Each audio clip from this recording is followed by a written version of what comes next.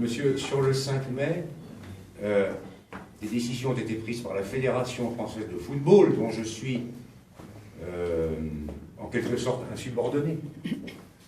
Après 18 mois de discussion, de réflexion, présidé par Jacques Vendroux, qui était un homme, comme vous le savez, très sensible pour des raisons personnelles à ce qui s'est passé à Fouriane, et qui aboutit sur ces décisions, qui sont, je le rappelle, commémoration avec minute de silence, lecture d'un texte sur tous les matchs qui auront lieu sur le continent, éventuellement le 5 mai, lorsque le 5 mai tombe une journée de championnat.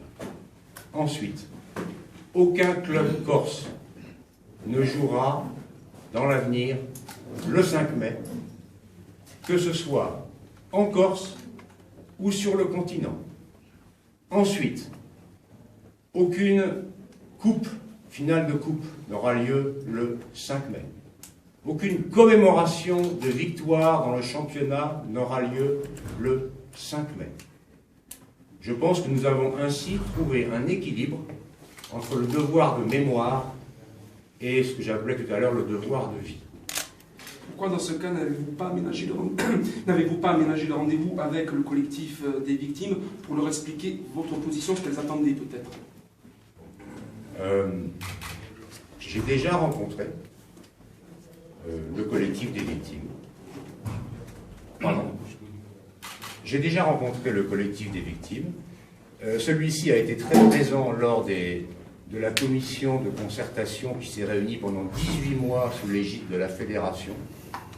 Je pense à ce stade n'en avoir pas plus à dire, sauf bien sûr à les recevoir s'ils me le demandent, avec plaisir. Vous parliez tout à l'heure de votre fierté du football corse. Ce matin, vous disiez aimer la Corse. Pourtant, l'an passé, lorsque le Sporting Club de Bastia a été champion, vous n'êtes pas revenu remettre ce trophée à Fouriane. Vous étiez absent également des commémorations pour les 20 ans de la catastrophe de Fouriane. C'est un petit peu paradoxal, ce discours d'être fier et d'avoir raté ces deux grands rendez-vous. Je vous remercie de me reposer la question, je pense que c'est la 20e fois ou la 30e fois qu'on me la pose, et la 20e fois ou la 30e fois que je présente mes excuses. Je veux bien les présenter pour la 31e fois, si ça peut vous faire plaisir. Je vous rappelle pourquoi je me suis excusé. C'est que le jour même, il y avait également, en même temps, à la même heure, le centenaire du club de Guingamp. Sans doute ai-je fait le mauvais choix de me rendre au centenaire du club de Guingamp. En tout cas, si c'est le mauvais choix, je vous prie de m'en excuser. Si c'était à refaire d'ailleurs, je pense que je ferais le choix inverse. Mais ce qui est fait est fait, et je pense que ce qui compte, c'est l'avenir et pas toujours le passé.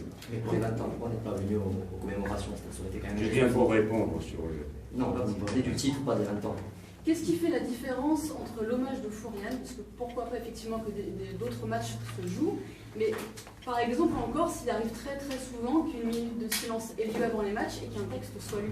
Qu'est-ce qui fait la différence entre ces minutes de silence-là et celles que vous proposez pour Fouriane, pour le 5 mai? La différence, c'est que tout le football français participe à cette commémoration. Tout le football professionnel français, en Ligue 1 comme en Ligue 2. Le 5 mai, sur tous les matchs professionnels, il y aura lecture d'un texte et minute de silence. C'est un bel hommage aux victimes de Fouriane. Vous irez déposer une gerbe à Fouriane tout à l'heure ou lors d'un de vos prochains retours? Je crois qu'il n'est pas prévu que j'aille à Fouriani. Je connais bien Fouriani, c'est pas la première fois que je viens en Corse. De plus, comme vous le savez peut-être, je dois revenir assez vite à Paris pour remettre le trophée au Paris Saint-Germain. Mais il y aura d'autres occasions, d'ailleurs en particulier lorsque Fouriani obtiendra son classement en catégorie 1, c'est-à-dire la meilleure catégorie au point de vue stade, ce qui devrait se faire très rapidement, tout début août. Donc je reviendrai. Monsieur le Président, Monsieur le Président, par rapport à votre visite et au programme, un président de ligue, président des clubs, on aurait pu penser qu'en priorité, il y aurait une visite du stade et une réunion avec les dirigeants du club de Bastia. Alors là, si je vous quitte dans 3 minutes, c'est précisément pour avoir une réunion avec les dirigeants du club. Il me semblait normal. Je ne viens pas tous les jours en Corse, malheureusement. que je rencontre d'abord le nouveau préfet, que je ne connaissais pas, qui vient de prendre ses fonctions, que je rende visite, ce qui me paraît normal, au président de l'exécutif corse, et qu'ensuite je rende visite, ce qui me paraît normal aussi, au maire de Bastia, président de la communauté d'agglomération. Ensuite, et maintenant, j'ai une réunion de travail avec M. Géronimi et son staff.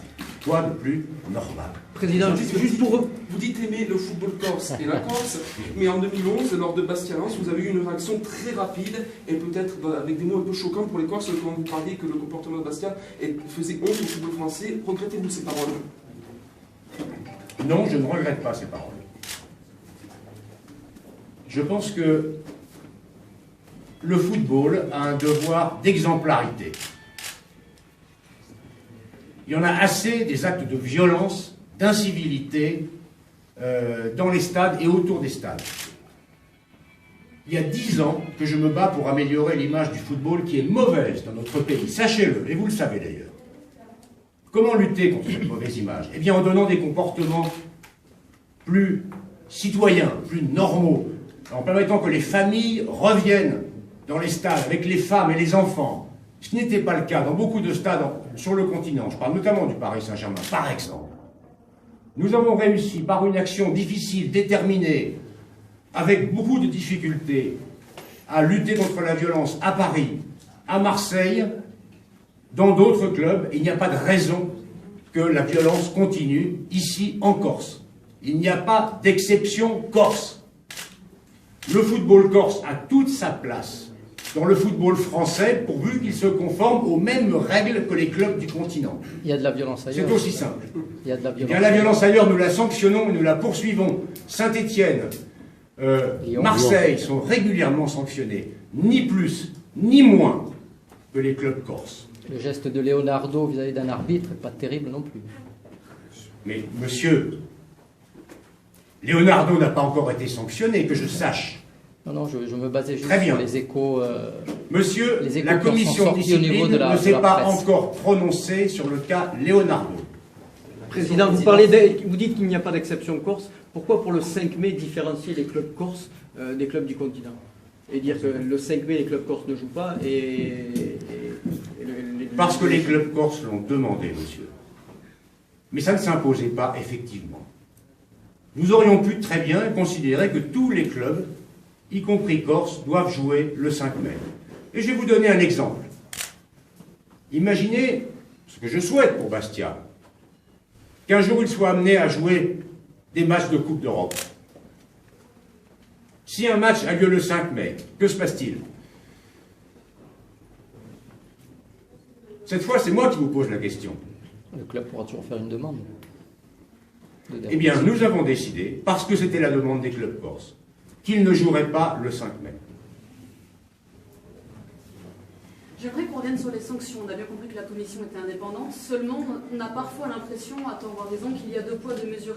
Est-ce qu'il ne serait peut-être pas temps d'établir une charte claire avec des règles, avec tant de points en moins, ou telle sanction en fonction d'une banderole, de ci, de ça, de tel acte de violence, pour qu'on n'ait plus l'impression qu'il y ait 2 poids, 2 mesures entre différents clubs? Vous avez l'impression qu'il y a 2 poids et 2 mesures. C'est pas ce que je dis moi. Et non, mais vous avez, C'est un reproche qu'on vos peut lecteurs ont l'impression, ou certains ici en Corse ont l'impression qu'il y a 2 poids, 2 mesures, et qu'on est plus sévère, que la commission de discipline est plus sévère envers les clubs corses qu'envers les clubs du continent. Le problème, c'est que c'est faux. Mais dans ce cas-là, pourquoi ne pas établir une règle vous dire d'autre? C'est faux. C'est faux.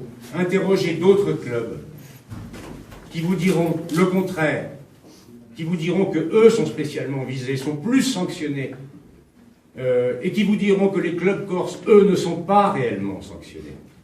Moi, je suis d'accord Donc avec c'est ça. une impression que vous avez, ou que certains ici ont, mais je vous assure que ça n'est pas la réalité. Il n'y a que les clubs. D'ailleurs, ça a été admis par tout le monde, bien sûr en petit comité, mais notamment par les dirigeants Moi, de Bastia. je suis d'accord avec vous, mais dans ce cas-là, pourquoi ne pas faire des règles simples et claires pour tout le monde? En fonction de tel événement, voilà ce qui va se passer. Comme ça, personne ne peut rien reprocher à la Ligue. Vous ne pouvez pas dire ça parce que, comme dans toute affaire de justice, il y a une part d'appréciation nécessaire sur les comportements des uns et des autres. On peut codifier, bien sûr, les fautes et les sanctions, mais il faut que la commission puisse tenir compte de telle ou telle circonstance atténuante ou de telle ou telle circonstance aggravante. Par exemple, normalement, une sanction peut être très grave, mais la jurisprudence de la commission de discipline fait que si le club, qui est présumé coupable du comportement de ses supporters, a fait tout ce qu'il fallait pour éviter ces incidents ou porter plainte contre les auteurs des incidents, la commission de discipline en tient compte et atténue la sanction. Il faut laisser cette marge d'appréciation, sinon ce sera l'arbitraire. Donc il faut faire un peu confiance à nos juges sportifs, qui, je vous rappelle, sont des personnes indépendantes, présidées par un homme que personne ne peut soupçonner d'avoir quelque préjugé que ce soit, qui est Pascal Garibian. Donc, et puis il y a des voies d'appel, je le rappelle, la justice sportive n'est pas une justice divine. Si un club estime que la sanction qui a été prononcée est disproportionnée, eh ben, il fait appel. Il fait appel. Mais ça peut être aussi une façon de responsabiliser justement les supporters, tout simplement. Mais précisément, les sanctions prises contre les clubs sont une manière de responsabiliser les supporters. Mais si les règles sont claires dès le départ. Mais elles sont très claires, les règles. Il n'y a que les clubs corses qui jouent à Guignon. Oui. Est-ce que vous imaginez un derby, par exemple, Saint-Étienne-Lyon, qui se jouerait ailleurs si demain il y a des incidents? Oui, parfaitement. On sanctionne Lyon et Saint-Étienne Parfaitement. de la même manière qu'on sanctionne Bastia et Ajaccio aujourd'hui. Parfaitement. Parfaitement. Si un jour on a sur un derby Saint-Étienne-Lyon les mêmes problèmes que ceux qu'on a pu avoir sur Bastia-Ajaccio, il y aura des mesures de cette nature, sans doute prononcées par la commission de discipline. Il n'y a pas, encore une fois, de traitement particulier des clubs corses. Je vous demande de comprendre une chose. Le foot, c'est pas la guerre. Le football, c'est la fête. On y vient en famille, avec sa femme, ses enfants, pas pour recevoir des cailloux sur la tête. C'est ça le football? Recevoir des cailloux sur la tête? Certainement pas. Le football, c'est être là ensemble, vibrer, crier, chanter, mais pas recevoir des cailloux. Tant que ce sera comme ça, il y aura des sanctions.